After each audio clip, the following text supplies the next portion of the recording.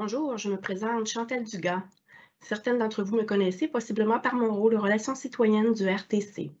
Je suis responsable des affaires publiques au réseau de transport de la capitale et il me fait plaisir d'animer cette séance d'information webinaire. Je vous souhaite donc la bienvenue à cette rencontre publique d'information sur les bonifications apportées au parcours Métrobus 807.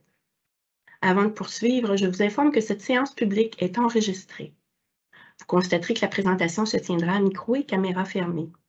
Vous êtes invité à envoyer par écrit vos questions dans l'espace prévu à cet effet, soit dans la barre de menu en haut à droite de votre écran, et vous sélectionnez l'icône QR pour questions et réponses, comme il vous est présenté à l'écran. Vous êtes libre de vous identifier ou de demeurer anonyme pour poser votre question. Je serai celle qui adresserai les questions à la toute fin. Permettez-moi de vous donner quelques explications sur le déroulement de la rencontre et sur le fonctionnement du webinaire qui sera de 90 minutes et qui se terminera autour de 13h30. En premier lieu, je donnerai la parole à mes collègues pour une durée approximative de 30 minutes, qui expliqueront les bonifications du parcours Métrobus 807. Cette présentation sera suivie d'une période de questions de 60 minutes. Je tiens à préciser que nous répondrons exclusivement aux questions reliées au Métrobus 807. De plus, si vous souhaitez nous partager une plainte, il ne sera impossible de faire le suivi ici même puisque la plateforme du webinaire avec l'avardage actuel ne nous permet pas d'assurer un processus de gestion des plaintes en conformité avec les règles d'affaires du RTC. De plus, mes collègues vous présenteront les différentes modifications sur le parcours, mais pour obtenir plus de précision, des cartes détaillées seront ajoutées sur la page web du 807 sur le site du RTC dans les prochains jours. Sans plus tarder, je vous présente les personnes qui m'accompagnent pour cette séance d'information webinaire et qui répondront à vos questions. Tout d'abord, Olivier Pignac-Robitaille, il est coordonnateur à la planification des services. Bonjour Olivier. Bonjour. Se joint à Olivier Mathieu Desjardins. Mathieu est coordonnateur à la planification des infrastructures réseau. Bonjour Mathieu. Bonjour. Alors, sans plus tarder, je laisse la parole à Olivier, qui, je vous le rappelle, coordonne l'ensemble de la planification des services du RTC, dont le 807. À toi la parole. Parfait, merci beaucoup Chantal. Alors, le plan de la présentation va être comme suit.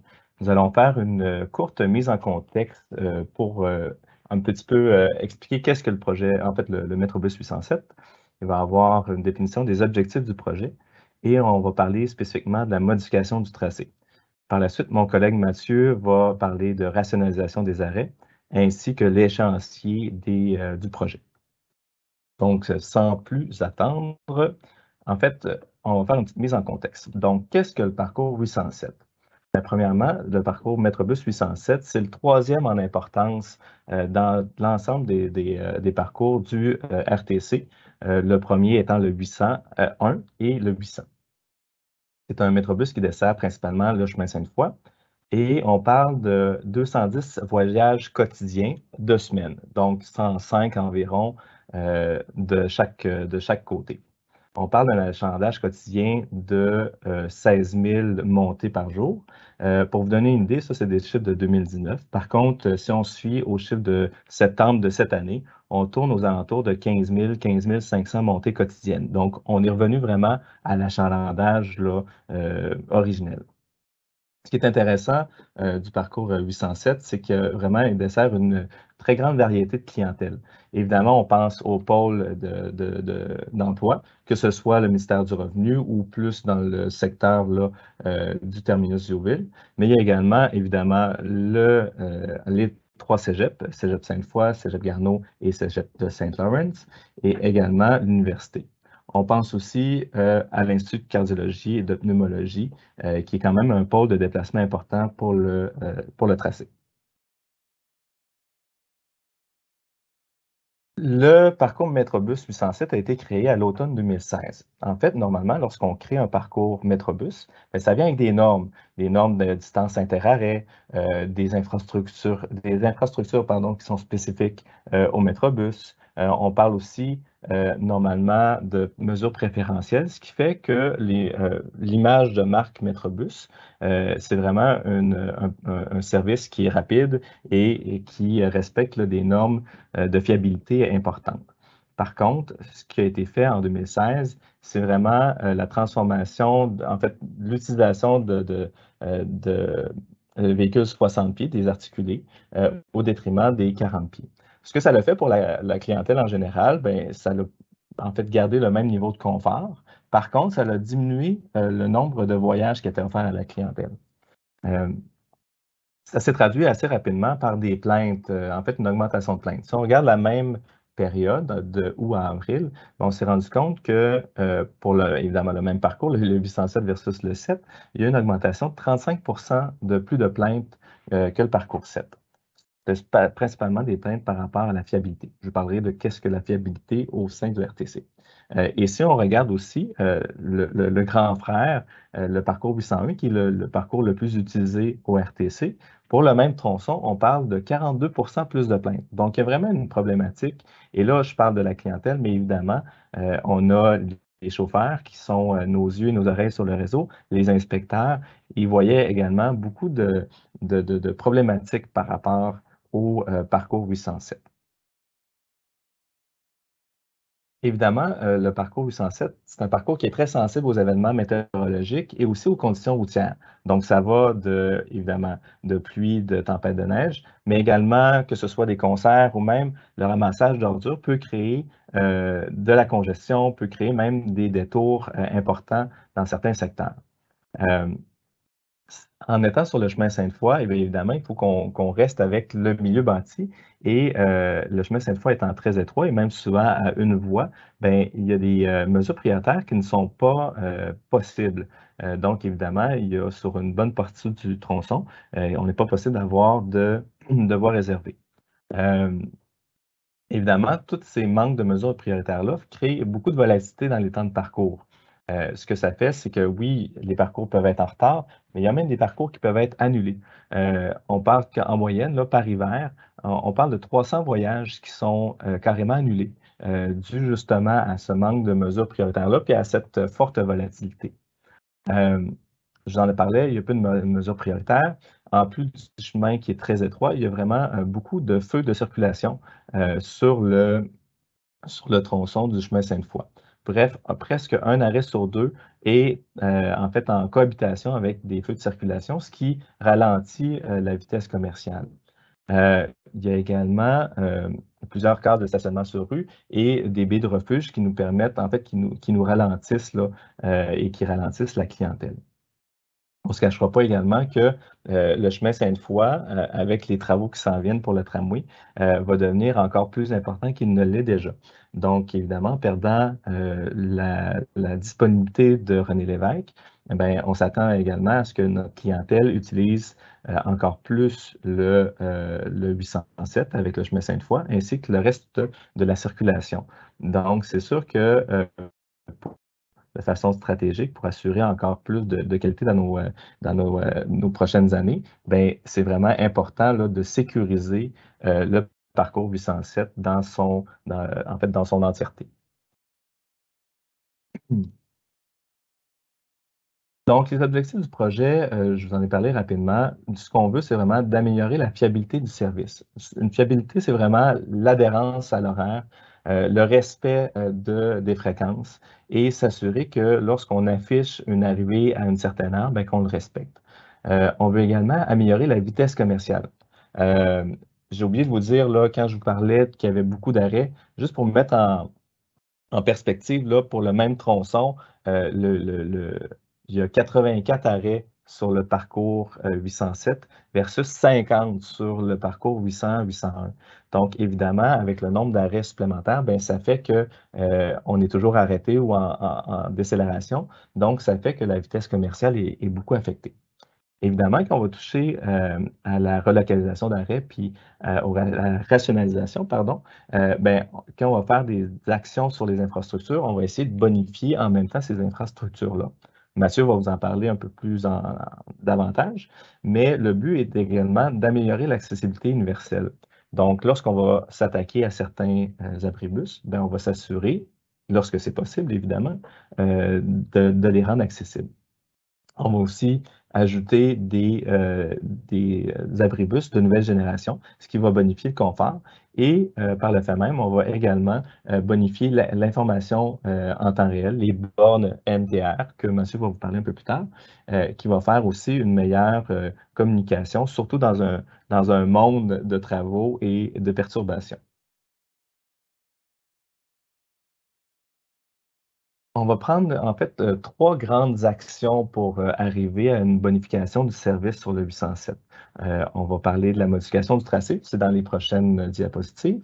On va parler de rationalisation, pardon, et de relocalisation des stations. Ça, c'est Mathieu qui va vous en parler. Et on va regarder aussi les mesures prioritaires qui vont être disponibles. On a parlé des voies réservées qui étaient plus difficiles. Par contre, il y a certains baies de refuge qui était à la mode dans les années 90, qui permettait justement aux autobus de se tasser de la circulation routière pour pouvoir laisser les passagers. Par contre, ce qu'on se rend compte, c'est que c'est très difficile de réintégrer la circulation. Donc ça, c'est des choses qu'on va faire de façon ponctuelle où est-ce qu'il y a des baies de refuge. On va parler également, puis là, Mathieu va être plus spécifique là, par rapport à la relocalisation des arrêts. Mais lorsqu'on va relocaliser un arrêt, une des choses qu'on va essayer de faire, c'est de la relocaliser après le feu de circulation, de manière à pouvoir permettre la préemption au feu. Donc, ça, c'est des mesures qu'on va regarder en collaboration avec la Ville, entre autres, pour pouvoir, en fait, bonifier nos mesures prioritaires lorsque possible. Si on parle de la modification du tracé, la raison principale de la modification de tracé était vraiment d'essayer d'éviter l'intersection Chemin Sainte-Foy et Robert-Bourassa. Pour vous donner une idée, entre l'arrêt qui se trouve sur la rue, en fait, au coin de Villers et l'arrêt qui se trouve en face de la pyramide, on parle d'environ 1 kilomètre, là, ça pouvait prendre jusqu'à 28 minutes pour traverser ce tronçon-là. Non seulement c'était très long, mais c'était très variable. Tu sais, quand on parle de respect des horaires, bien évidemment, si le même parcours à la même heure peut varier de façon importante, bien, on n'est pas capable d'avoir un respect des horaires puis une promesse à la clientèle correcte. Donc, en regardant avec nos collègues du bureau de projet de la Ville de Québec, on s'est rendu compte assez rapidement, et je vous l'ai dit tantôt, mais des chauffeurs et des inspecteurs sur le terrain, on s'est rendu compte que cette intersection-là était très problématique. On peut d'ailleurs le voir là, par rapport au taux de saturation de cette intersection-là. Donc, si on compare, là, je ne sais pas si vous voyez ma souris, mais si on compare l'intersection du chemin Sainte-Foy-Robert-Bourassa et celle de Quatre-Bourgeois et Robert-Bourassa, donc le nouveau tracé, on voit qu'il y a une bonne différence entre le taux de saturation. Le taux de saturation, c'est à quel point l'intersection est utilisée. Donc, on voit là que le chemin Sainte-Foy est déjà surutilisé et avec les projections du bureau de projet, ça n'ira pas en s'améliorant. Tandis que il va quand même avoir une augmentation d'utilisation pour 2026, mais pour ce qui est de l'intersection Quatre-Bourgeois et Robert-Bourassa, l'utilisation est quand même moindre.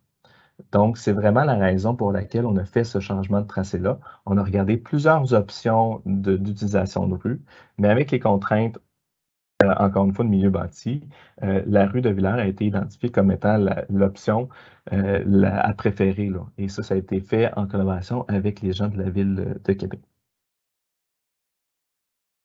Évidemment, mais quand on fait un changement de tracé, ça a des impacts pour la clientèle qui se destinait, pardon, à certains arrêts sur le chemin Sainte-Foy. Le plus important est vraiment l'arrêt qui se destine au cégep de Sainte-Foy. Et en fait, l'impact majeur, ça va être une distance de marche de 150 mètres environ supérieure. On parle d'environ 2 minutes. Par contre, c'est une distance qui va être faite avec des installations sécuritaires, bien déneigées, et le fait de se retirer du chemin Sainte-Foy va permettre un ajustement au feu de circulation pour maximiser le temps de traverse des piétons.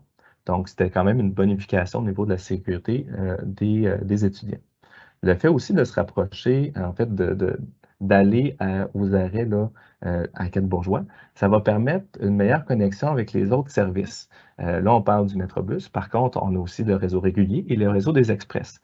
Donc, les étudiants, comme la majorité déjà se déplacent à l'aide d'express et de parcours réguliers, vont avoir une multitude de choix quant au transport. Donc, ils vont avoir plus d'options de déplacement. En plus, c'est sûr que quand on fait des modifications de tracé, on essaie que ces modifications soient pérennes dans le temps.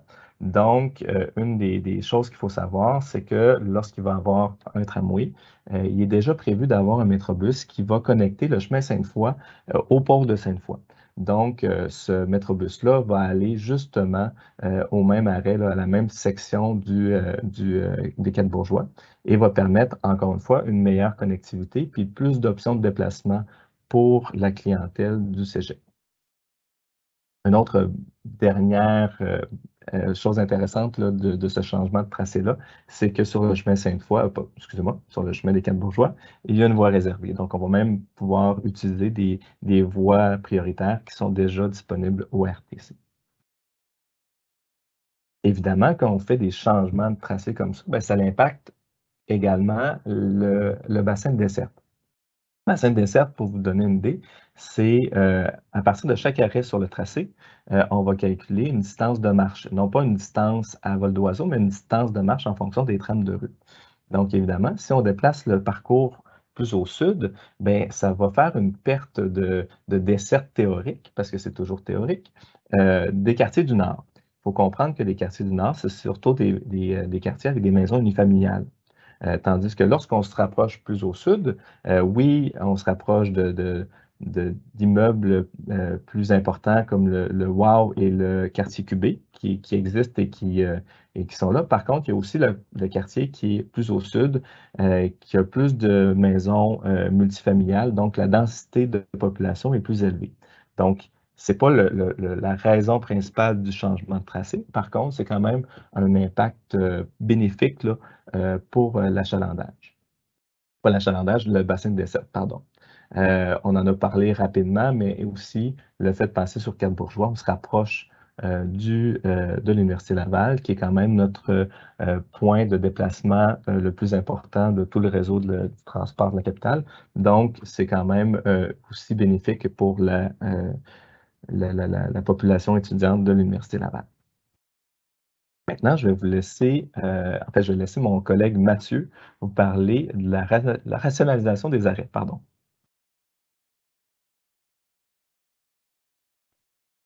Merci Olivier. Donc, concernant le projet du Métrobus 807, actuellement, on a une distance interarrêt d'environ 250 mètres entre les arrêts. Une fois le projet terminé, on passera à 450 mètres. Donc, actuellement, on a 84 arrêts sur le parcours avant les modifications. On tombera à 62 une fois le tout complété, ce qui représente une diminution de 26 % du nombre d'arrêts au total. Pour y arriver, il y a plusieurs interventions qu'on doit faire aux arrêts. Donc, il y a 56 arrêts qui seront conservés et bonifiés. Il y a un arrêt qui sera ajouté. On fera 28 abolitions sur le 807. Il y a 9 arrêts qui seront déplacés. 5 nouvelles dessertes. Donc, les nouvelles dessertes, c'est quoi? C'est 5 arrêts qui existent déjà au RTC, mais que le Métrobus 807 n'emprunte pas en date d'aujourd'hui. Le Métrobus 807 va emprunter ces 5 arrêts-là à partir du 26 novembre de cette année. Il y a 12 arrêts qui seront sans intervention, donc qui sont exclus du projet. C'est essentiellement les arrêts qu'on ne pouvait rien faire, comme par exemple nos arrêts qui sont intégrés dans les bâtiments. Je vais reprendre la parole pour cette diapo-là. En fait, quand je vous expliquais justement le rayon de desserte, il faut comprendre que c'est par arrêt. Donc, évidemment, lorsqu'on déplace des arrêts, évidemment, lorsqu'un arrêt est aboli, il va être déplacé pour s'assurer que la distance entre les arrêts soit relativement standard, évidemment, selon le milieu bâti. Puis on voit qu'il y a certaines pertes de desserte. Il faut faire quand même attention parce que si on regarde, par exemple, au centre droit au nord, là, on voit qu'il y a une perte qui est un peu plus importante par rapport à la côte Saint-Sacrement. Il faut aussi comprendre que ça, c'est des calculs qui sont théoriques. Sur le terrain, on voit très peu de gens qui utilisent ce chemin-là. Donc, évidemment, ça implique qu'il faut descendre et monter la côte Saint-Sacrement, qui est quand même pas évident, qui a un seul trottoir d'un côté. Et bref, même si la perte théorique est importante, la perte réelle devient quand même relativement pas moindre, parce que ça a quand même une perte, mais il faut quand même le mettre en perspective. Et évidemment, quand vous voyez le gain de desserte, ben ça, c'est carrément suite au changement de tracé. Là, encore une fois, c'est des gains théoriques. Par contre, on a quand même plus le milieu topographique du secteur nous permet de croire que c'est quand même plus proche de la réalité. Je vais te laisser continuer, Mathieu. Parfait. Merci. Donc, si on rentre un petit peu plus dans le détail au niveau de l'échéancier du projet, donc, à partir du 26 novembre 2022, on se concentre sur la déviation du parcours, donc par De Villers. On va mettre en service les arrêts dans ce secteur de la déviation, puis on va aussi abolir les arrêts qui ne seront plus utiles, qui ne seront plus desservis par nos autobus. Par la suite, en 2023-2024, on va poursuivre et finaliser les travaux d'aménagement sur l'ensemble du tracé. Et je vais vous présenter le tout avec des cartes. Puis, juste pour vous informer, l'ensemble des informations que je vais vous présenter aujourd'hui va être disponible sur notre site web. On a une page dédiée pour le 807. Donc, vous allez être en mesure de voir l'entièreté des détails par arrêt pour chacune des modifications à venir. Donc, pour le 26 novembre, on va mettre en service la déviation. Donc, on doit abolir je vais prendre ma souris parce que ça va être plus parlant pour tout le monde. Donc, sur le chemin Sainte-Foy, entre De Villers et l'intersection avec 4 Bourgeois, on va venir abolir ces arrêts-là. Il y en a aussi sur la carte qui sont présentés, qui vont être abolis dans le même secteur pour assurer une distance interarrêt qui est convenable puis en lien avec notre service Métrobus.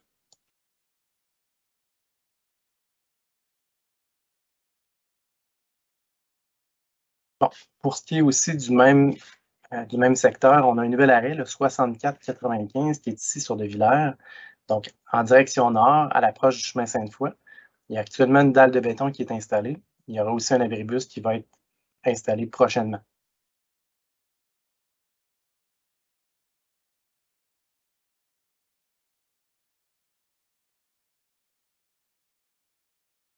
Oh, désolé, un petit peu trop vite.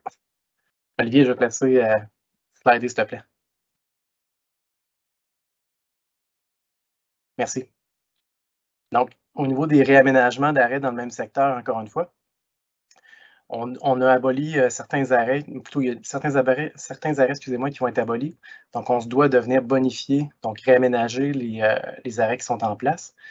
Quand je dis réaménager ou bonifier, c'est on va agrandir essentiellement les dalles de béton lorsque c'est possible, puis venir aussi installer des abribus de plus grande capacité pour accueillir plus de clientèle. Pour ce qui est des déplacements d'arrêt au 26 novembre, on a un arrêt qui était ici, là, à l'approche du chemin Sainte-Foy sur Robert-Bourassa, le 3157, qui serait aboli au 26 novembre, qui sera remplacé par le 3158, toujours en direction sud. Pour ceux qui connaissent ce secteur, tout près des Halles Sainte-Foy, à côté du McDonald's. Donc, on vient rapprocher notre clientèle du chemin 4 Bourgeois pour permettre l'interconnexion avec nos services. Donc, le 3158 va être mis en service au 26 novembre.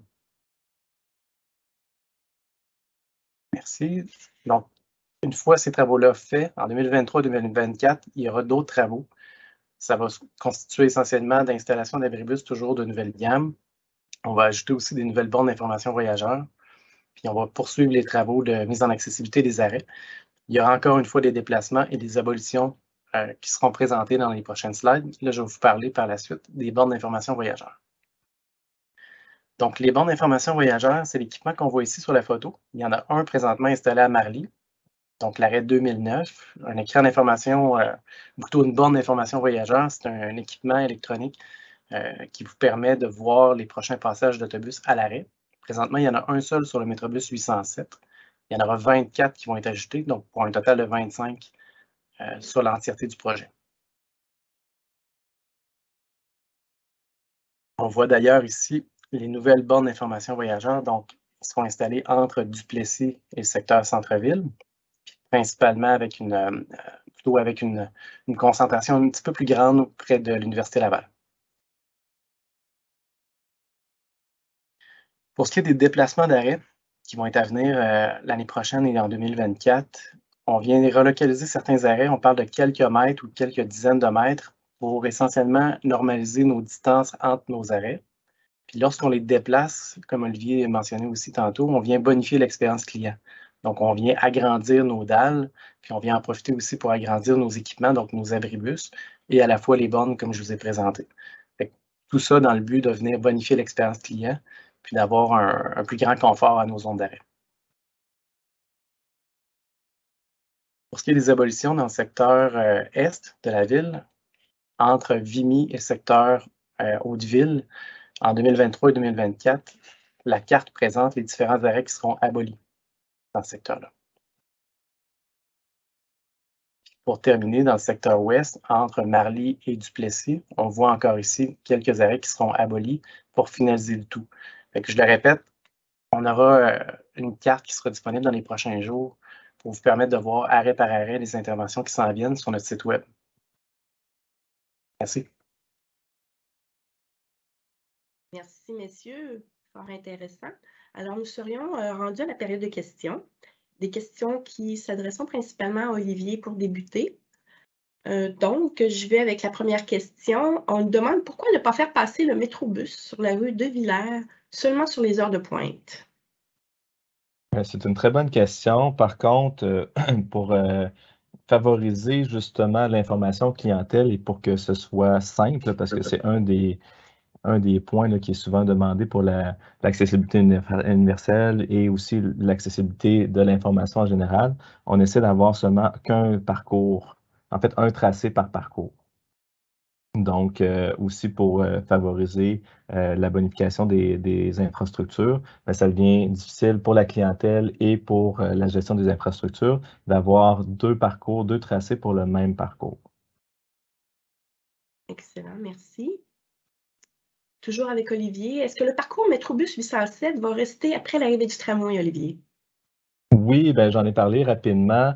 C'est sûr que lorsqu'on fait des changements de tracé comme ça, on essaie toujours de voir, oui, la situation actuelle, ce qu'on veut voir dans les prochaines, je vous ai parlé du réseau de transition rapidement, mais ça va durer même à l'arrivée du tramway.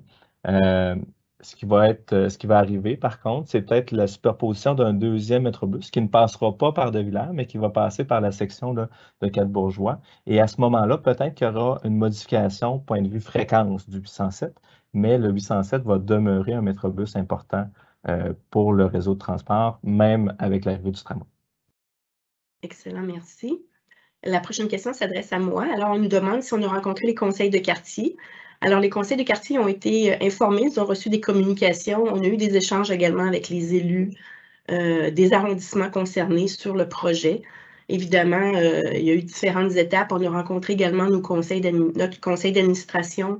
On a rencontré les partenaires impliqués dans ces changements-là. On a parlé des cégeps, parler du cégep Saint-Clauren, cégep Sainte-Foy, évidemment. Alors, les parties prenantes ont vraiment été rencontrées par les équipes du RTC pour être bien informées, pour qu'on puisse leur expliquer l'ampleur du projet, les enjeux, les défis. Alors, effectivement, les parties prenantes ont bien été informées. On nous demande donc, en lien, Olivier, je te reviens avec toi, la question suivante, c'est concernant le cégep Sainte-Foy. On nous demande si on va toujours desservir le cégep Sainte-Foy. Absolument. Absolument. Absolument, même que les arrêts qui vont être en face là, sur le chemin Quatre-Bourgeois, mais en face du chemin, en fait, du cégep Sainte-Foy, vont être renommés pour faciliter là, la compréhension ou en tout cas la connaissance comme quoi c'est le bon arrêt. Et on travaille avec le cégep et la ville pour justement favoriser le cheminement piéton là, de façon sécuritaire et efficace. Donc oui, ça va être continué d'être desservi. Toujours avec toi, Olivier, on nous demande quels ont été les scénarios étudiés avant de choisir la déviation sur la rue de Villers. Pardon. Ben, en fait, il y en a plusieurs. C'est sûr qu'on a regardé. Le but était toujours de s'enlever de cette intersection-là. Donc, on a regardé en fait toutes les rues qui étaient perpendiculaires en fait, entre le chemin Sainte-Foy et Quatre-Bourgeois. Donc, que ce soit directement sur Robert Bourassa, de Villers et les autres rues qui étaient perpendiculaires plus à l'ouest.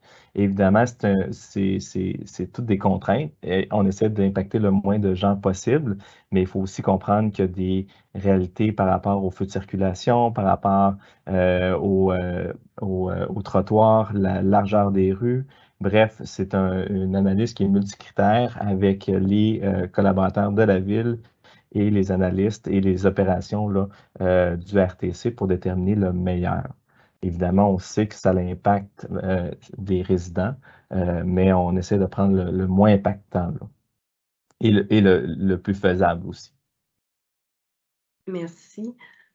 toujours en lien avec le parcours. On nous mentionne qu'il y a perturbation souvent sur ce parcours-là, notamment en détour du côté d'Aiguillon.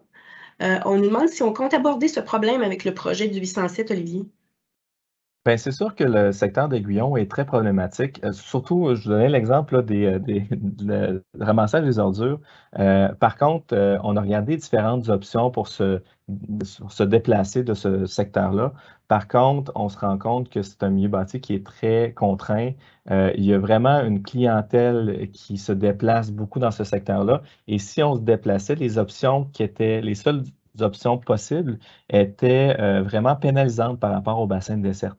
Donc, c'est sûr qu'on va travailler avec la ville à regarder les mesures possibles d'atténuation, mais ça a été regardé là, de rester sur la rue d'Aiguillon parce que justement, tout le secteur qui était au nord de l'Aiguillon était enclavé et si on se déplaçait, par exemple, sur René Lévesque, bien, on perdait toute cette desserte-là qui est quand même un quartier là, qui est très dense et difficile d'accès.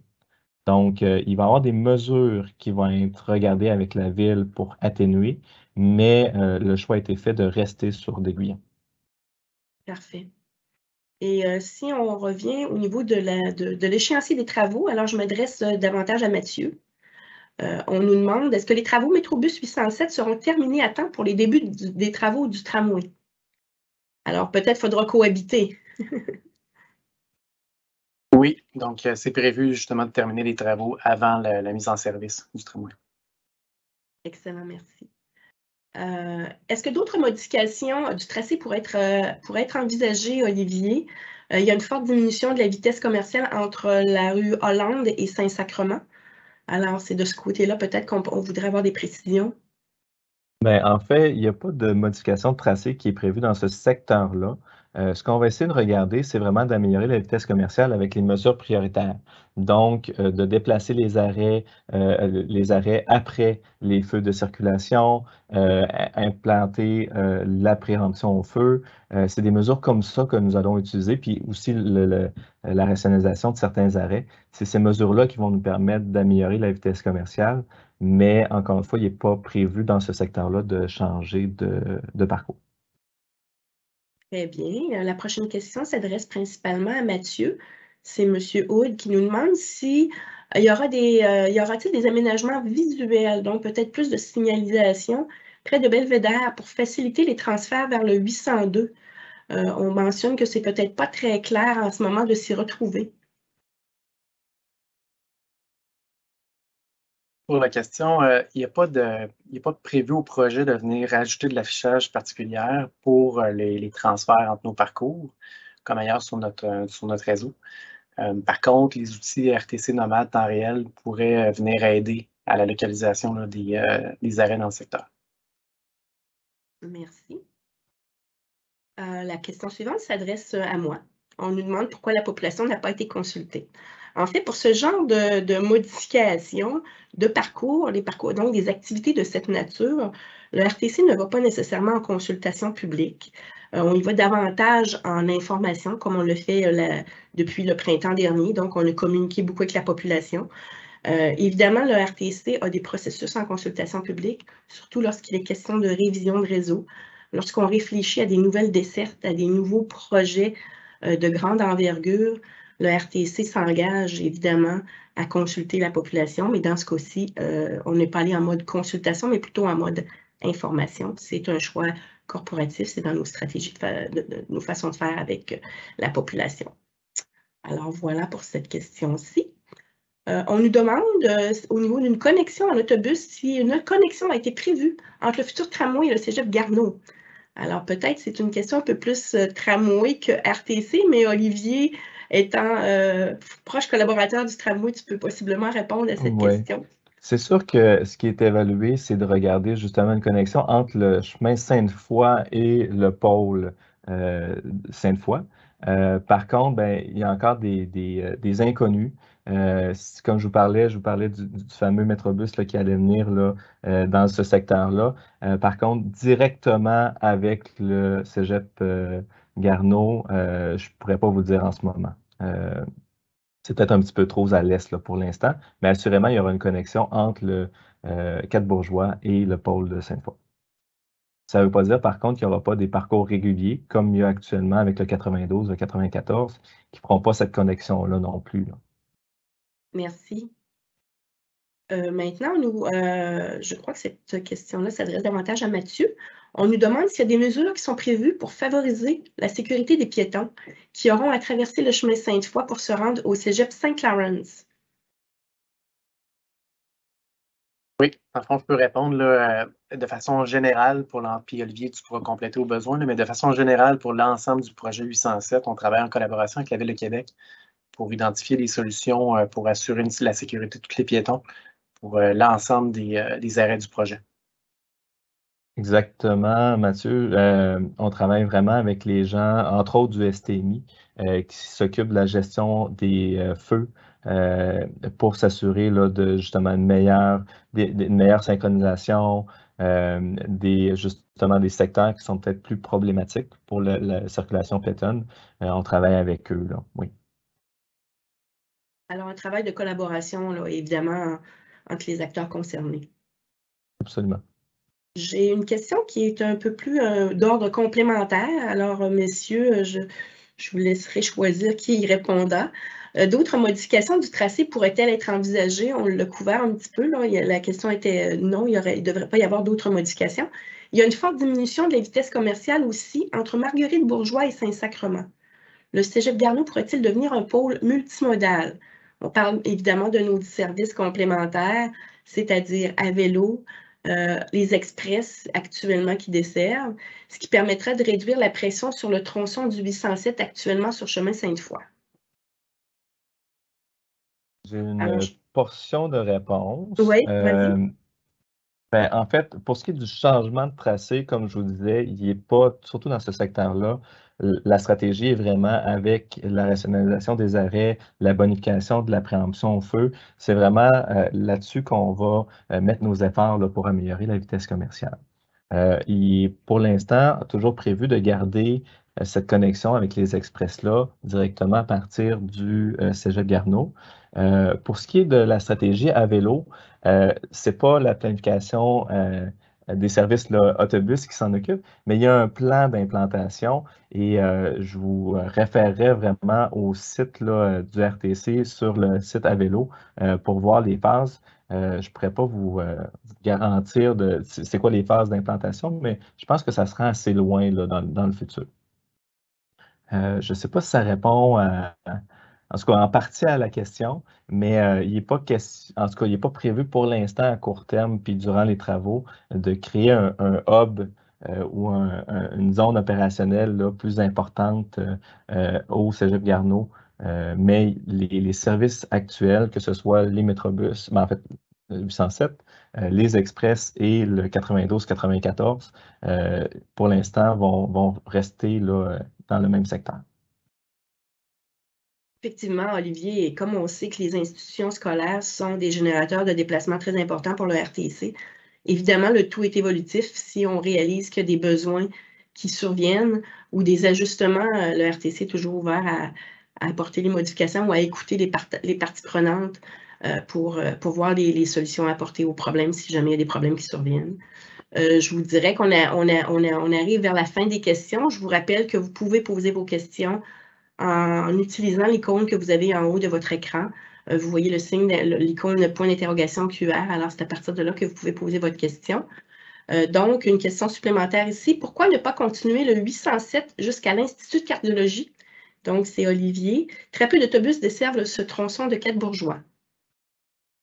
Quand vous dites de se rendre jusqu'à l'Institut de cardiologie, dans le fond, c'est l'Institut... l'IUCPQ qui est en exactement. milieu de...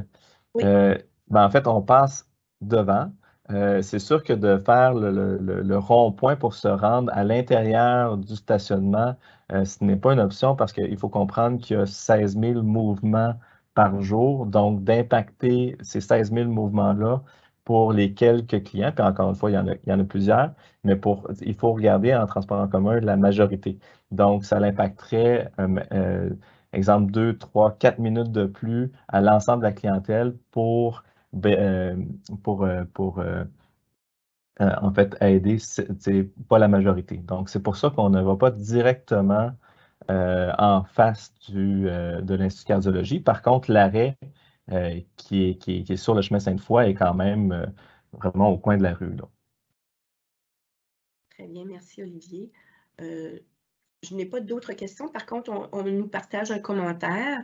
On nous partage le fait que sur la rue de Villers, il accueillera un important nombre d'autobus. Je pense qu'on en a parlé en début de présentation. Effectivement, le 807 est un parcours fréquent. Donc, on est sensible effectivement aux citoyens de la rue de Villers qui ont manifesté leur mécontentement à cet égard. On prend donc bonne note à nouveau de ce commentaire-là. Nous vous en remercions. Je ne semble pas avoir de questions supplémentaires. Je vous invite à prendre connaissance des liens que vous voyez sur l'écran. Donc, vous pouvez toujours prendre connaissance de l'évolution des travaux, des activités. On vous a parlé des nombreuses modifications des arrêts d'autobus.